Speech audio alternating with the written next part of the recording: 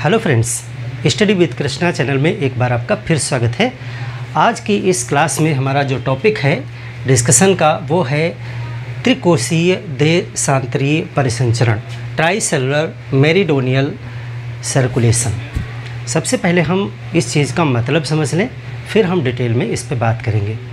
यहाँ पे ट्राइसेलुलर यानी त्रिकोशीय का मतलब है कि ये जो परिसंचरण है, यहाँ पर जो परिसंचरण की बात यानी सर्कुलेशन की बात की जा रही है वो हवा के सर्कुलेशन की बात की जा रही है। हम जानते हैं कि पृथ्वी पर हवा चलती रहती है जिसको हम विंड कहते हैं। हम जो पृथ्वी के धरातल पे महसूस करते हैं हवा का मूवमेंट वो विंड है, लेकिन सिर्फ वही एक मूवमेंट नहीं होता है। पृथ्वी पर कुछ जगहों पर हवा ऊपर की तरफ भी जा रही है यानी वर्टिकल मूवमेंट हो रहा है। जिसको हम विंड कहते हैं वो हॉरिजॉन्टल मूवमेंट है यानी क्षैतिज धरातल के समांतर जो हवा चलती है उसको विंड कहते हैं। लेकिन किसी किसी स्थान पे हवा ऊपर की तरफ जा रही है, वर्टिकल मूवमेंट कह रही है, यानी उसको हम कहते हैं कि हवा का ऊपर उठना या आरोहण होना। और किसी किसी स्थान पे आपको हवा नीचे उतरती हुई मिलेगी, अवरोही हवा नीचे डाउन। और धरातल से काफ़ी ऊंचे जब क्षोभ मंडल की ऊपरी सीमा के निकट आप पहुंचते हैं तो वहां पर भी हवा का मूवमेंट होता है, उसको हम जेट के नाम से भी जानते हैं। तो इस तरीके से जो हवा है वो एक चक्र के रूप में चलती है, यानी कि आप अगर इस पृथ्वी के धरातल की बात करें तो कोई एक ऐसा स्थान होगा जहां से हवा ऊपर की तरफ उठती है, फिर वो क्षोभ मंडल सीमा पे जा कर के मुड़ती है, फिर वो कहीं पे जा कर के उतरती है और उस स्थान से पहले वाले स्थान की तरफ हवा फिर से वापस आती है। तो ये हवा का जो एक चक्र के रूप में चलना यानी इस तरह से जा कर के पूरा एक सर्किल बना के वापस आना, इसी को कहते हैं सर्कुलेशन ऑफ द एयर। तो ये जो सर्कुलेशन ऑफ द एयर है इसी को कहा जाता है cellular circulation of the air यानी हवा का कोशिकीय संचरण। अब यहाँ पे ट्राई शब्द इसलिए लगा है कि पृथ्वी पर इस तरह की 3 कोशिकाएं बनती हैं। ये एक कोशिका है, एक सेल है। इसी तरीके से 3 सेल एक गोलार्ध में डेवलप होती हैं और टोटल अगर दोनों गोलार्धों की बात करें, अगर अर्थ की हम इस तरह से डायग्राम करें, ये हमारी विषुवत रेखा है, तो ये दक्षिणी गोलार्ध है, ये उत्तरी गोलार्ध है। कहने का मतलब है कि एक सेल, दूसरी सेल और तीसरी सेल, एक गोलार्ध में 3 सेल डेवलप होते हैं और इसी तरीके से दूसरे वाले गोलार्ध में भी 3 सेल डेवलप होते हैं। तो इसीलिए इसको try cellular circulation of the air कहा जाता है। अब ये मेरीडोनियल जो शब्द लगा हुआ है यानी कि देशांतरीय, इसका मतलब है कि ये जो कोशिका निर्माण हो रहा है ये प्रत्येक देशांतर पर हो रहा है। जैसे कि पृथ्वी का जो ये देशांतर होते हैं, इस तरीके से उत्तरी ध्रुव और दक्षिणी ध्रुव को मिलाने वाली जो काल्पनिक रेखाएं हैं इनको हम देशांतर कहते हैं। लॉन्गिट्यूड, हर एक लॉन्गिट्यूड पे एक सेल निर्मित होती है, यानी कि ये जो सेल बन रही है वो इस पे भी है, यहाँ पर भी है, यानी इस तरीके से पूरी पृथ्वी पर आपको हर एक देशांतर पे वो सेल बनेगी। तो इसीलिए इसको कहा जाता है मेरीडोनल या देशांतरीय। तो इसका मतलब हुआ चैप्टर का हमारा टॉपिक है कि हम इन 3 सेल के विषय में जानेंगे। हवा किस प्रकार से सर्कुलेट होती है, इन सेल्स को क्या कहा जाता है, कैसे वर्क करता है ये। तो इसी चैप्टर पे हम बात करेंगे त्रिकोशीय देशांतरीय परिसंचरण। तो जैसा हमने आपको पहले ही बताया कि यहाँ पर हम एयर के मूवमेंट की बात करने जा रहे हैं।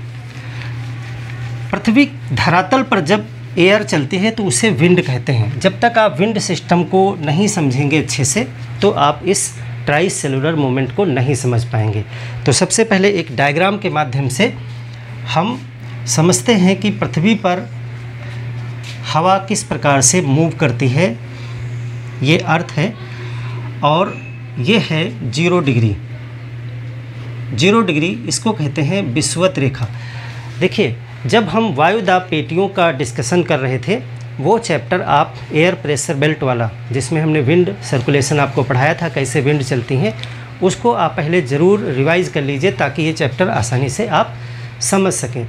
आपको पता है कि सूर्य का प्रकाश जो है वो पृथ्वी पर हर एक जगह पर समान नहीं पड़ता है, कहीं पर ज़्यादा है, कहीं पर कम है। और पृथ्वी के मूवमेंट की वजह से कर्क रेखा और मकर रेखा के बीच में जो है सूर्य की जो लंबवत किरणें हैं वो पड़ती हैं। कभी सूर्य कर्क रेखा की तरफ होता है और कभी मकर रेखा की तरफ होता है। इस वजह से पृथ्वी पर जो ताप है वो अलग अलग स्थानों पर जो है अलग अलग होता है। और ये ताप की जो पेटियां हैं वो बदलती रहती हैं, क्योंकि सूर्य जो है उत्तर और दक्षिण की तरफ मूव करता रहता है। इसको हम पीछे विधिवत समझ भी चुके हैं। और ताप से डिसाइड होता है वायु दाब। तो इसका मतलब है कि जो वायु दाब की पेटियां हैं, पेटी का मतलब है बेल्ट, इस तरीके से, तो वो भी जो है ऊपर नीचे यानी उत्तर और दक्षिण खिसकती रहती हैं, क्योंकि सूर्य खिसकता है। इसको थोड़ा समझें कैसे। अगर सूर्य इस जगह पर है यानी इस सामने है, विषुवत रेखा के सामने सूर्य है, जैसा कि आपको पता है कि ये 2 महीने ऐसे होते हैं वर्ष में जब सूर्य विषुवत रेखा पर होता है। आप कमेंट करके बताएं कि वो कौन से 2 डेट हैं जब सूर्य जो है वो विषुवत रेखा के सामने लंबवत होता है। तो यहाँ पर सबसे ज़्यादा ताप होगा तो सबसे कम दाब होगा, उल्टा रहता है। जब सूर्य इधर आ जाएगा कर्क रेखा के सामने, तो इसका मतलब है कि सर्वाधिक ताप जो प्राप्त होगा वो कर्क रेखा के सामने प्राप्त होगा और इधर उस हिसाब से कम हो जाएगा। और एक समय ऐसा आएगा जब सूर्य दक्षिण में पहुंच जाएगा और मकर रेखा के सामने होगा। तो इस तरीके से जब सूर्य इधर होता है तो इस गोलार्ध में ताप कम हो जाता है। जब सूर्य इस तरफ होता है तो दक्षिण गोलार्ध में ताप कम हो जाता है, जिससे शीत ऋतु और ग्रीष्म ऋतु अलग अलग गोलार्ध में आपने पहले भी समझा हुआ है। तो इसी ताप के कारण जो है वो दाब, वायु दाब भी डिसाइड होता है। तो इससे जो है वायु दाब की जो पेटियां बनती हैं पृथ्वी पर, उनको भी आपने समझा था। तो देखें, ये जो विषुवत रेखा के पास में वायु दाब होता है वो कम होता है। ये कहाँ से कहाँ तक है? ये विषुवत रेखा ये लो प्रेशर बेल्ट है। क्यों? क्योंकि यहाँ पर सर्वाधिक ताप होता है। ये जो विषुवत रेखीय क्षेत्र है यहाँ पर निम्न वायु दाब बनता है। क्यों? क्योंकि यहाँ पर सर्वाधिक ताप प्राप्त होता है, गर्मी पा करके यहाँ की हवा ऊपर वायुमंडल की तरफ उठ जाती है, जिससे यहाँ पर वायु का दाब कम हो जाता है। इस दाब पेटी को क्या कहा जाता है? विषुवत रेखीय निम्न दाब पेटी। तो यहाँ पर आपकी जो वायु दाब पेटी है इसको हम कहते हैं विषुवत रेखीय निम्न वायु दाब, निम्न वायु दाब पेटी, इक्वेटोरियल लो प्रेशर बेल्ट। और ये तापजन्य है, यानी कि थर्मल है। तापजन्य इसका मतलब है ताप की वजह से ये लो प्रेशर का निर्माण होता है। तो ये हो गई आपकी लो प्रेशर बेल्ट। यहाँ से हवाएं जो हैं वो ऊपर की तरफ उठेंगी। अब यहाँ पर इस तरीके से ऊपर की तरफ हवाएं उठ रही हैं, तो हम ऐसे बोर्ड पे नहीं बना सकते हैं, तो हम आपको इधर दिखा रहे हैं। इस तरीके से हवाएं जो हैं वो ऊपर की तरफ उठेंगी। अब हवाएं उठते हुए क्षोभ सीमा तक जाती हैं। आपने जब वायुमंडल को पढ़ा था तो उसमें आपने क्षोभ मंडल, संताप मंडल इत्यादि, मध्य मंडल इत्यादि के विषय में पढ़ा था। तो हवाएं जो ऊपर उठती हैं वो क्षोभ सीमा तक ही जाती हैं। उसके बाद ये दोनों दिशाओं में मुड़ जाएंगी, यानी कि ये उत्तरी और दक्षिणी ध्रुव की तरफ मुड़ जाएंगी। तो हम पहले एक तरफ की पूरी संरचना बना लेते हैं, इसी तरीके से इधर भी बन जाएगा। तो ये हवाएं ऊपर की तरफ उठी, फिर ये ध्रुव की तरफ मुड़ गई और इसके बाद में यहाँ पर ये 30 से 35 डिग्री के आसपास उतरना शुरू हो जाती हैं, क्योंकि तब तक इनका ताप कम हो जाता है और ठंडी हवाएं भारी हो जाती हैं जो नीचे की तरफ बैठने लगती हैं। तो ये जो बेल्ट है दूसरी, जहाँ पर हवाएं आकर के उतरती हैं, ये है 30 डिग्री नॉर्थ से लेकर के 35 डिग्री नॉर्थ तक। ये दाब की पेटी बनती है जो हाई प्रेशर है। हाई प्रेशर क्यों है? क्योंकि यहाँ पे हवाएं उतर रही हैं तो वायु का दाब बढ़ रहा है। और ये जो वायु दाब है ये किस वजह से है? ये तापजन्य नहीं है, यानी ये टेम्परेचर की वजह से नहीं है, ये पृथ्वी की गति की वजह से है, यानी कि डायनेमिक है। तो ये है आपका टेम्परेट, या आप कह सकते हैं उपोष्ण। ये है उपोष्ण उच्च वायुदाब पेटी, और ये गतिजन्य है, यानी कि डायनेमिक। पृथ्वी की गति की वजह से ये हवाएं यहाँ पर आकर के उतरती हैं। तो ये हो गया हाई प्रेशर। ये हमारी जो बेल्ट है वो हाई प्रेशर है और ये लो प्रेशर थी। इसके बाद में यहाँ पे 60 और 65 डिग्री के आसपास पृथ्वी की गति की वजह से हवाएं बाहर की तरफ फेंकी जाती हैं कोरियालिस फोर्स की वजह से। 60 डिग्री नॉर्थ से 65 डिग्री नॉर्थ, यहाँ से हवाएं ऊपर की तरफ उठती हैं। ये हवाएं ऊपर की तरफ क्यों उठती हैं? ये टेम्परेचर की वजह से नहीं है, इसका कारण है पृथ्वी का घूर्णन, पृथ्वी का घूमना। कोरियालिस फोर्स की वजह से हवाएं फेंकी जाती हैं बाहर की तरफ, ऊपर उठती हैं हवाएं, और ऊपर उठने वाली हवाएं दोनों दिशाओं में मुड़ जाएंगी। एक जो है वो पोल की तरफ और एक जो है इधर यहाँ पर आके उसी जगह उतरेंगी और एक पोल की तरफ जाएगी ब्रांच उसकी। तो इस तरीके से आप देख रहे हैं कि यहाँ पर जो हवाएं ऊपर उठ रही हैं तो ये लो प्रेशर बन जाएगा, यानी कि यहाँ पर वायुदाब कम हो जाएगा, और इस निम्न वायुदाब की पेटी को कहा जाता है सब पोलर, यानी उपध्रुवीय निम्न दाब पेटी। और ये भी डायनेमिक है, पृथ्वी की गति की वजह से ये भी जो है निम्न वायुदाब लो प्रेशर बेल्ट बनती है, जिसको कहते हैं सब पोलर लो प्रेशर बेल्ट। और ये हमारा ध्रुव है, यहाँ पर बनता है हाई प्रेशर, क्योंकि यहाँ पे हवाएं उतर रही हैं, और इसको कहते हैं ध्रुवीय उच्च दाब क्षेत्र। ये ध्रुवीय उच्च दाब क्षेत्र है, पोलर हाई प्रेशर एरिया। तो ये बन गया हाई प्रेशर। तो यहाँ पर आपने देखा कि यहाँ से जो हवा उठती है तो यहाँ पर लो प्रेशर बन जाता है। ये तो हमने ऊपर आपको बताया किस तरह से हवा उठी, ऊपर मुड़ी और फिर उतरी, और यहाँ से ऊपर उठी, इधर मुड़ी, उधर मुड़ी, वहाँ पे उतरी। ये आपने हाई प्रेशर लो प्रेशर का बेल्ट की वजह से आपने सर्कुलेशन देखा। लेकिन क्या धरातल पर कोई पवन चलेगी या नहीं चलेगी? बिल्कुल चलेगी। आपने पढ़ा है कि जहाँ पर भी दो स्थानों के बीच में दाब में अंतर होगा, प्रेशर में अंतर होगा, तो उच्च दाब से निम्न दाब की तरफ, यानी हाई प्रेशर से लो प्रेशर की तरफ हवा का मूवमेंट शुरू हो जाएगा, जिसे विंड कहते हैं। तो ये जो हाई प्रेशर की बेल्ट बन रही है, जहाँ पे हवाएं उतर रही हैं, यहाँ हवा की अधिकता हो रही है, और ये जो लो प्रेशर बन रहा है, जहाँ से हवा कम पड़ रही है क्योंकि ये ऊपर जा रही है, तो यहाँ हवा की ज़रूरत है और यहाँ हवा की अधिकता है। तो इससे इधर की तरफ हवा का मूवमेंट शुरू हो जाएगा, यानी कि यहाँ से यहाँ की तरफ हवा चलने लगेगी, जिसको विंड कहा जाएगा। लेकिन ये सीधे नहीं चलेगी। कोरियालिस फोर्स की वजह से हवाएं जो हैं, जब भी उत्तरी गोलार्ध में कोई भी हवा चलेगी तो वो अपने दाहिनी तरफ मुड़ जाती है, यानी कि उत्तरी गोलार्ध में हवाएं दाईं तरफ मुड़ जाती हैं। तो अगर हवा इधर को चल रही तो इसका दायां ये है, तो ये हवाएं इस तरीके से चलेंगी।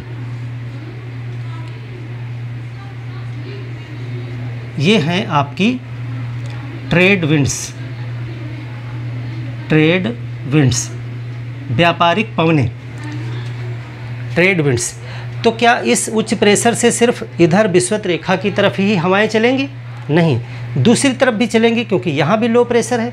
तो यहाँ भी उसी नियम का पालन करते हुए इस तरह सीधे न जा करके दाहिनी तरफ मुड़ते जाएंगी। तो अब जब हवा इधर चलेगी तो इसका दायां ये है, इस तरीके से दाईं तरफ मुड़ती हुई हवाएं जाएंगी, जिनको कहते हैं पछुआ पवनें, यानी वेस्टर्लीज, पछुआ पवनें। और ये हैं व्यापारिक पवनें।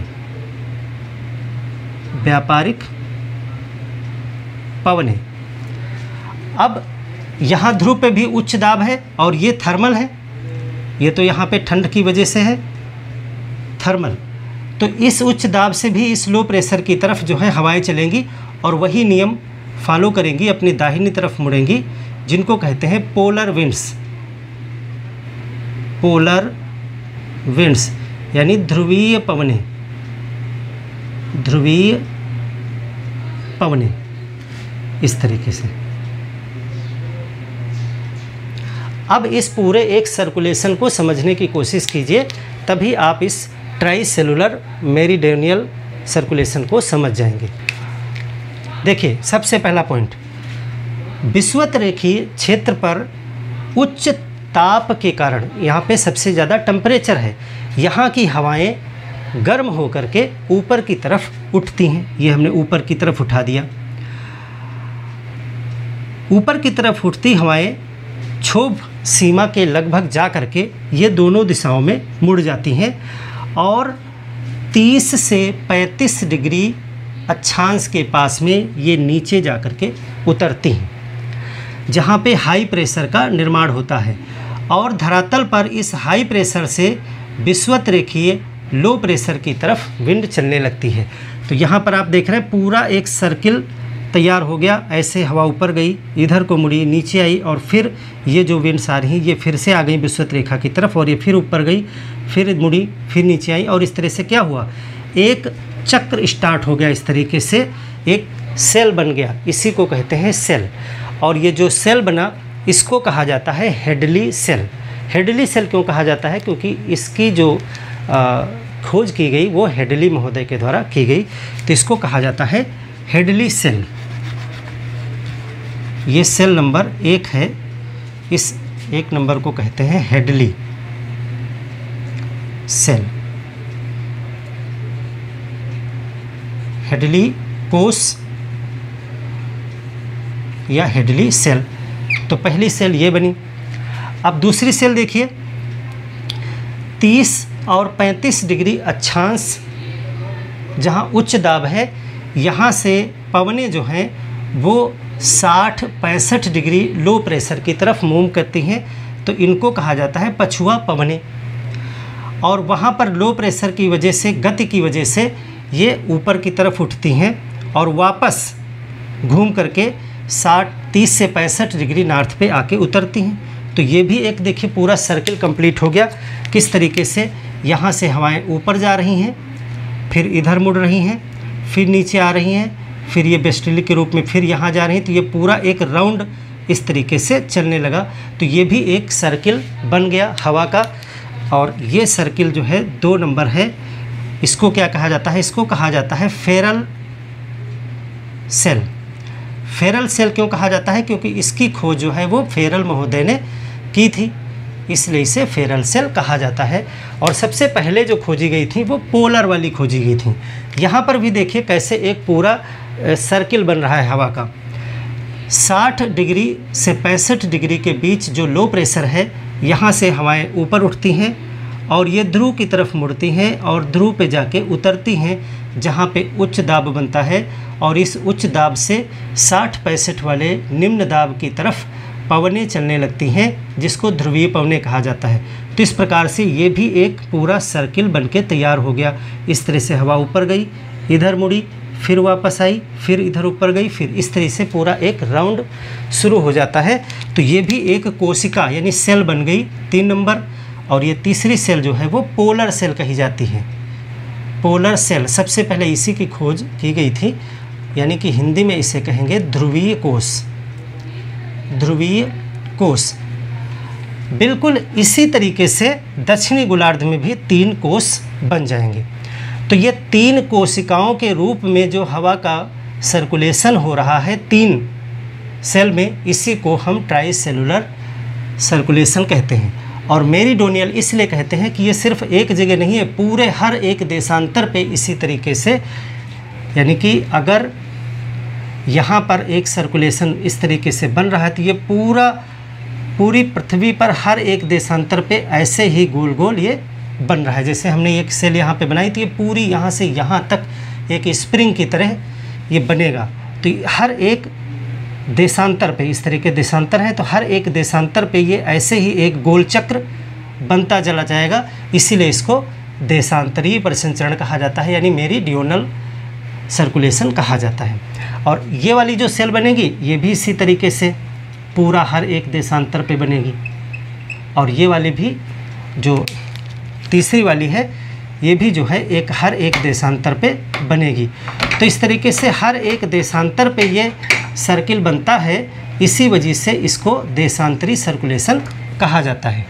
तो आशा है इस चीज़ को आप समझ गए होंगे कि ये जो सेल बन रही है, चक्र बन रहा है, वो हर एक देशांतर पे बन रहा है। इसको अगर हम थोड़ा सा ग्लोब पे समझने की कोशिश करें, क्योंकि आप यहाँ देखें कि जैसे कि ये विषुवत रेखा है, तो विषुवत रेखा से हवा ऊपर की तरफ उठेगी, फिर ये मुड़ेगी, फिर नीचे उतरेगी और धरातल पे फिर विषुवत रेखा की तरफ आ जाएगी। तो ये इस तरीके से ऊपर जाएगी, विषुवत रेखा पे आएगी, ऊपर जाएगी, ऊपर मुड़ेगी ध्रुव की तरफ, नीचे उतरेगी 30-35 पे, फिर विषुवत रेखा की तरफ आ जाएगी। तो यही हमने यहाँ पर ड्रा किया है, क्योंकि इस तरीके से नहीं ड्रा कर सकते हैं तो इधर किया है।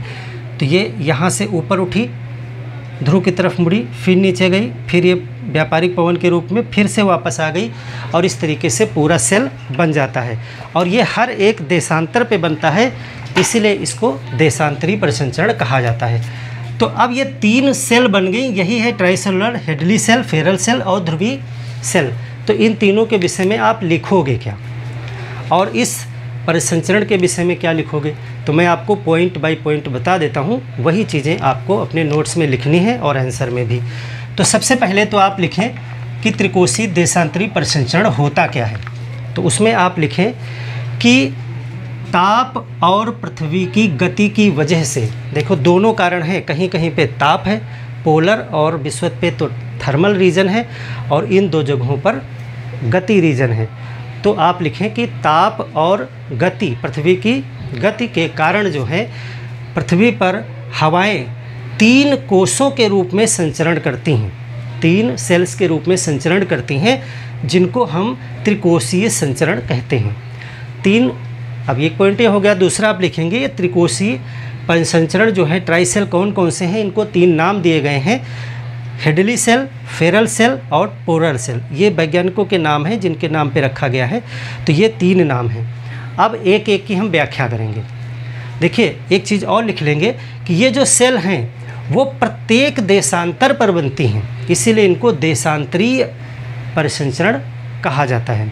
और ये जो है पृथ्वी पर जो असमान ताप है उसको पुनः वितरित करके संतुलन बनाने की कोशिश करती हैं। देखिए कैसे, यहाँ विषुवत रेखा पे बहुत अधिक तापमान है, लेकिन आप क्या देख रहे हैं, ज़रा गौर करें, यहाँ से हवाएं, गौर करें यहाँ से हवाएं उठी, जैसे कि ये अर्थ है, ये विषुवत है, तो यहाँ से हवाएं ऊपर उठी, मुड़ करके यहाँ पे उतरी, यही तो आप देख रहे हैं, यहाँ से हवाएं उठी, मुड़ करके यहाँ उतरी, और यहाँ से आप देख रहे हैं कि पछुआ पवन के रूप में यहाँ आ गई, यानी और आगे आ गई, और फिर यहाँ से ऊपर उठ करके यहाँ ध्रुव पे पहुँच गई।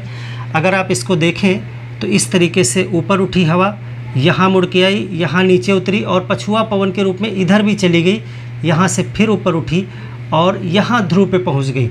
यानी कि जो विषुवत रेखा का ताप है वो ध्रुव तक ट्रांसफ़र हो रहा है।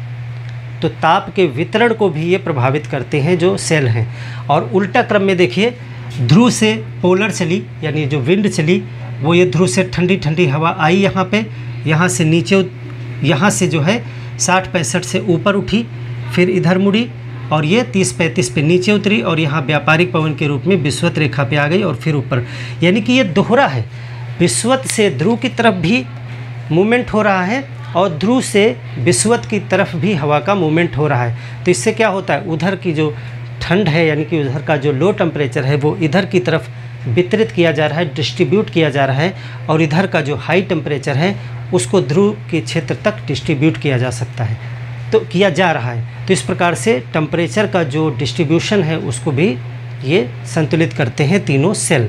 तो अब एक एक सेल पे आप क्या लिखेंगे उसको आप नोट करें। सबसे पहले हेडिंग डालें हेडली सेल। आपने उतना लिख लिया है, मैं बोर्ड पे लिखूंगा नहीं, लिखते हुए बहुत टाइम लगता है। तो हेडली सेल में आप क्या लिखेंगे, सबसे पहले तो आप इसको लिख दें कि ये हेडली महोदय के द्वारा इसकी पहचान की गई थी, इसलिए इसको हेडली सेल कहा जाता है। वैसे इसे जो है उष्णकटिबंध क्षेत्र में बनती है, तो इसे उष्णकटिबंधीय, दूसरा नाम जो इसे कहते हैं वह है उष्णकटिबंधीय कोष, या अंग्रेजी में इसे कहेंगे ट्रॉपिकल सेल भी कहा जाता है। देखो ये जो हिंदी में शब्द आता है उष्ण कटिबंध, अक्सर आप कटिबंध नाम सुनते हैं, तो इसको एक बार आप समझ लें कि ये कटिबंध क्या चीज़ होती है, इसको क्या चीज़ है। देखिए पृथ्वी होता है, पृथ्वी के चारों तरफ अगर कोई बेल्ट के रूप में कोई चीज़ है तो उसे बंध कहा जाता है। और कटी का मतलब हिंदी में होता है कमर, जैसे कमर होती है तो इसको कहा जाता है कटी, कटी मीन्स कमर होता है। और कमर पे जो बेल्ट आप बांधते हैं, बेल्ट यानी पेटी, तो उसको अगर शुद्ध कहें उसको तो कटी पे बांधने वाली बेल्ट है तो उसको कटिबंध कहेंगे, बंध, कटिबंध। तो कटिबंध जब कभी शब्द आएगा इसका मतलब है कि वो जो बेल्ट है वो किसी चीज़ को चारों तरफ से घेरे हुए है, यानी वो बेल्ट वही होती है जो आपकी कमर को चारों तरफ से लपेटे होती है। तो पृथ्वी पर जब हम किसी बेल्ट की बात करते हैं, जैसे हमने कहा कि ये विषुवत-रेखी निम्न वायुदाब पेटी है, पेटी को ही कटिबंध कहा जाता है। तो पेटी का मतलब है कि ये सिर्फ आप इस तरह की एक पट्टी मत समझना, ये पूरा घूम करके पीछे की तरफ से आके पूरी एक बेल्ट जैसी है, तभी इसको पेटी कहा जाता है। तो इसको कटिबंध भी कहा जाता है।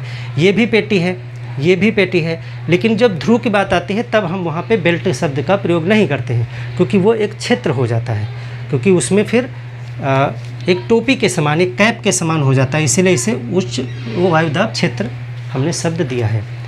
तो ये हो गया उष्ण कटिबंधीय कोष भी आप इसको कह सकते हैं, क्योंकि ये ट्रॉपिकल एरिया में बन रहा है। तो इसमें क्या पॉइंट लिखेंगे, देखिए एक चीज़ को और समझ लें, तो क्योंकि ये हर एक उसमें आपको मेंशन करना होगा। जब हम वायुमंडल को पढ़ रहे थे तो हमने बताया था जो क्षोभ मंडल है, यानी पृथ्वी के ऊपर जो सबसे पहली लेयर होती है वो होती है क्षोभ मंडल। क्षोभ मंडल की ऊंचाई जो होती है वो विषुवत रेखा पे सर्वाधिक होती है। यहाँ पे जो है विषुवत रेखा पे इसकी ऊंचाई सर्वाधिक होती है, फिर धीरे धीरे कम होते हुए ध्रुव पे जो है वो क्षोभ मंडल की ऊंचाई सबसे कम होती है। ये चीज़ आप जानते हैं। तो इसी प्रकार से जो सेल भी बनेंगे तो यहाँ पे हवा ज़्यादा ऊपर तक जाएगी और यहाँ पे हवा कम ऊपर तक जाएगी, यानी सबसे ऊंचा जो सेल बनेगा वो यही बनेगा, उसके बाद ये उससे कम ऊंचा बनेगा, और पोलर वाला जो सेल है वो सबसे डाउन बनेगा, क्योंकि क्षोभ सीमा की ऊंचाई वहाँ कम है और हवा उतनी ही ऊंचाई तक जाएगी जहाँ तक क्षोभ सीमा है। तो इसका मतलब है कि जो पहली सेल है वो सबसे ऊंची है और दूसरी सेल उससे मीडियम है और तीसरी सबसे कम ऊंची है। तो ये आपको हर एक हेडिंग में मेंशन करना है, इसलिए इस चीज़ को भी समझते हुए चलेंगे। तो हेडली सेल में क्या लिखेंगे, हेडली सेल में आप लिखेंगे, इसको हेडली महोदय ने इसका पता लगाया इसलिए इसे हेडली सेल कहते हैं, और इसे उष्ण कटिबंधीय कोष भी कहा जाता है। ये कैसे बनता है, किस प्रकार काम करता है, विषुवत रेखा पर सर्वाधिक तापमान होने के कारण, यही आपको लिखना है, लिखते रहिएगा हर चीज़। विषुवत रेखा के क्षेत्र में सबसे ज़्यादा तापमान होने की वजह से यहाँ की हवाएं गर्म होकर के ऊपर की तरफ उठती हैं और क्षोभ सीमा, ट्रोपोपॉज कहते हैं अंग्रेजी में, क्षोभ सीमा के निकट पहुँच करके ये दोनों ध्रुवों की तरफ मुड़ जाती हैं। अब उत्तरी ध्रुव की तरफ जो मुड़ने वाली, या किसी भी ध्रुव की बात कर लें, 3 आपको बनानी है और उसी तरीके से 3 दूसरी तरफ भी बन जाएंगी। तो ध्रुव की तरफ मुड़ने वाली जो हवा है उसको जेट कहा जाता है, इसको कहते हैं tropical jet, tropical jet, Hindi में इसे कहेंगे उष्णकटिबंधीय जेट। तो ये ट्रॉपिकल जेट के रूप में ध्रुव की तरफ बढ़ती है और 30 डिग्री से 35 डिग्री के मध्य जो है ये हवाएं नीचे की तरफ उतरती हैं। अगला पॉइंट लिखेंगे, उतरती हुई हवाओं की वजह से 30 से 35 डिग्री पर उच्च दाब उत्पन्न हो जाता है। जहाँ पे हवाएं उतरेंगी वहाँ पर उच्च दाब उत्पन्न हो जाता है। इस उच्च दाब से 30 से 35 डिग्री के उच्च दाब की पेटी को कहा जाता है उपोष्ण उच्च वायु दाब पेटी, यानी सब ट्रॉपिकल हाई प्रेशर बेल्ट, और ये डायनेमिक कारण से होती है। इस उच्च दाब से पवनें विषुवत रेखी निम्न दाब की तरफ चलने लगती हैं और कोरियालिस फोर्स के कारण यह अपने दाहिनी तरफ मुड़ जाती हैं, जिनको व्यापारिक पवनें कहा जाता है। तो इस प्रकार से इस सेल का निर्माण जो है वो विषुवत रेखीय निम्न वायुदाब पेटी से लेकर के उपोष्ण उच्च वायुदाब पेटी के बीच में होता है। ये देखिए, इन्हीं दो बेल्ट के बीच में ये सर्कुलेशन चल रहा है और इस सेल को जो है हेडली सेल कहा जाता है। पूरा चक्र आपने समझा दिया किस प्रकार से ये हवाएं इस सेल में मूव हो रही हैं। इस सेल की ऊंचाई, अगला पॉइंट लिखेंगे, इस सेल की ऊंचाई सर्वाधिक होती है क्योंकि विषुवत रेखा के पास जो है वो क्षोभ मंडल की ऊंचाई सबसे ज़्यादा होती है। अब दूसरे हेडिंग डालेंगे फेरल सेल। फेरल सेल, और इसमें क्या आपको लिखना है, फेरल सेल हेडिंग डाल दीजिए।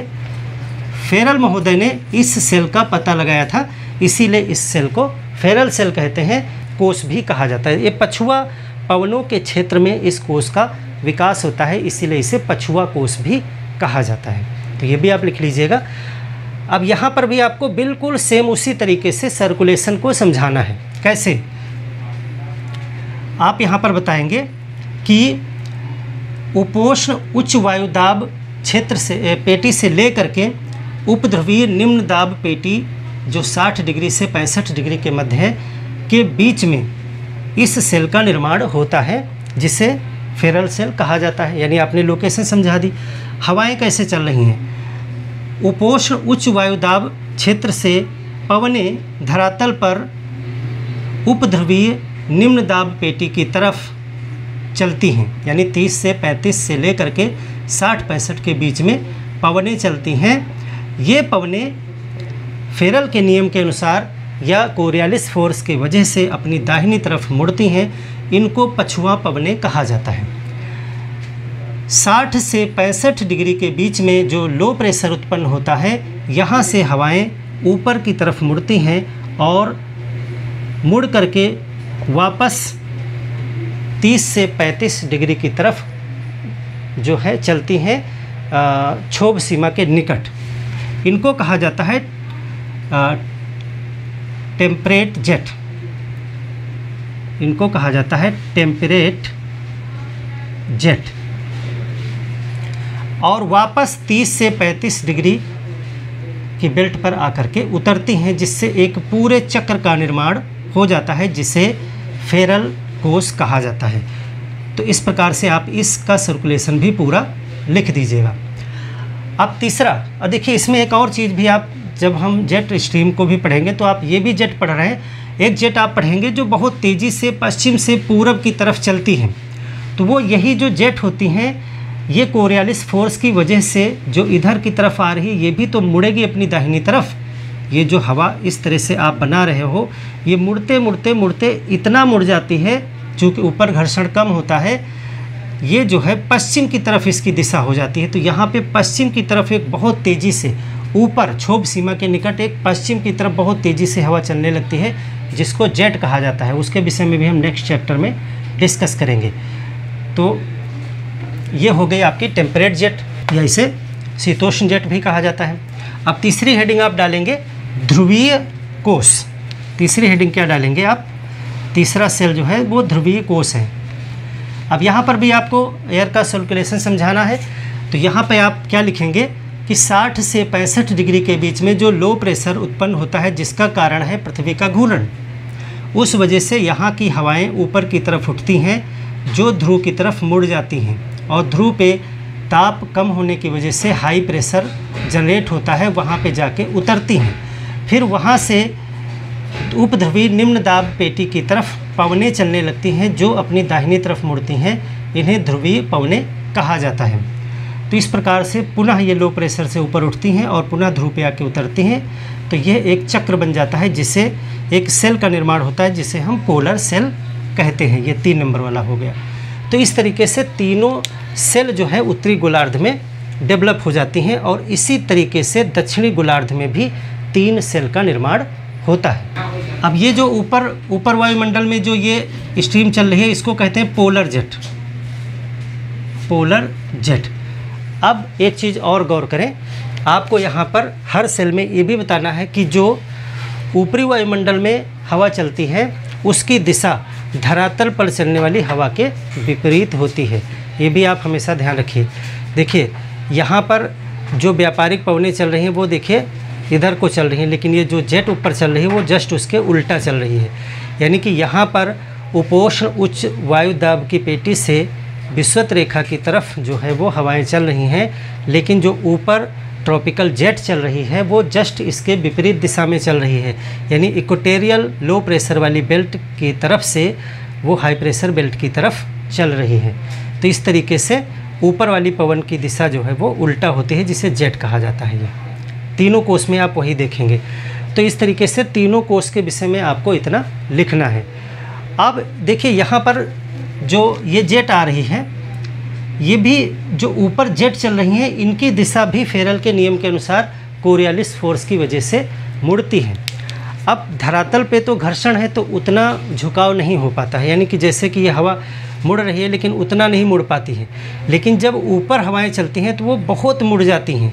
जैसे कि ये हवा मुड़ते मुड़ते मुड़ते मुड़ते और यहाँ पहुँचते पहुँचते इसकी दिशा बिल्कुल पश्चिम की तरफ हो जाती है, यानी इस इधर की तरफ हो जाती है, पश्चिम से पूरब की तरफ हो जाती है। और इधर से भी जो आ रही वो मुड़ते मुड़ते बिल्कुल ऐसे इस तरीके से मुड़ जाती है, ये भी बिल्कुल इस तरीके से मुड़ जाती है। तो यहाँ इस क्षेत्र में इधर की तरफ ऊपरी वायुमंडल में एक जेट धारा चलने लगती है, जिसको हम जेट स्ट्रीम कहेंगे। तो वो भी डेवलप हो जाएगी यहाँ पर भी, यहाँ पर भी।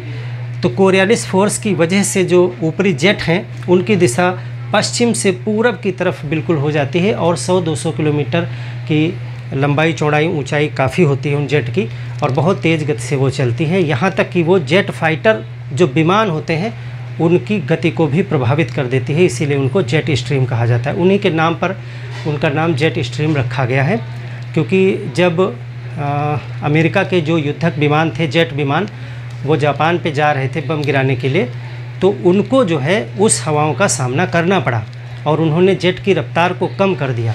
बाद में अध्ययन के द्वारा पता किया गया कि वो कौन सी हवाएं हैं, तो इसीलिए उनको जेट स्ट्रीम नाम दिया गया था। तो उसके विषय में भी हम एक क्लास करेंगे। हालांकि कॉन्सेप्ट बिल्कुल यही है, आप समझ रहे हैं। यही जेट जो है वो घूम जाती हैं मुड़ते हुए और पश्चिम से पूरब चलने लगती हैं, एक पाइप के जैसे, तो उसको जेट स्ट्रीम कहते हैं। तो यहाँ पर त्रिकोशीय देशांतरी परिसंचरण यानी ट्राई सेलुलर मेरीडियोनल सर्कुलेशन को आप समझ गए होंगे। तो आशा है ये चैप्टर आपको समझ में आया होगा। मिलते हैं एक और बेहतर क्लास के साथ में, तब तक के लिए धन्यवाद।